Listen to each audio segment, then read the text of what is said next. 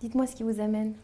En fait, depuis que je suis petite, j'ai toujours eu des problèmes digestifs et j'étais tout le temps fatiguée, je digérais rien. Je pleurais très souvent, j'étais très anxieuse Parce que vous étiez malade ou parce que j'étais malade et que je pouvais rien faire comme les enfants de mon âge. Et le discours qui revenait très souvent, c'était tu somatises et c'est un problème psychologique, tu dois être angoissée, anxieuse, etc.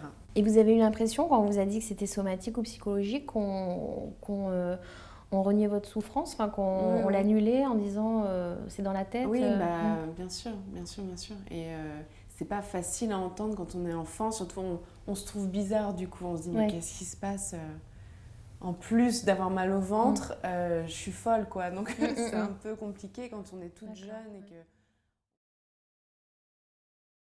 C'est sans gluten et sans produits laitiers Oui, les cookies au chocolat. Les cookies au chocolat, d'accord. Et qu'est-ce que je peux manger d'autre, c'est tout à peu près. Il a l'air bon le cake au citron.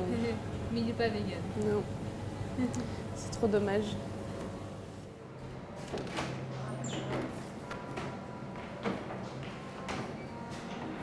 J'ai fait le lien entre mes problèmes physiques et ce que je mangeais assez tardivement.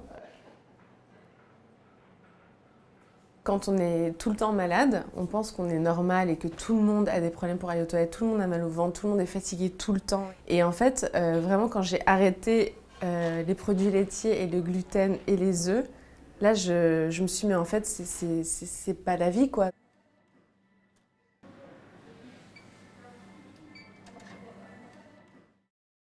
Effectivement, de ne pas manger de gluten, c'est un effet un peu de mode.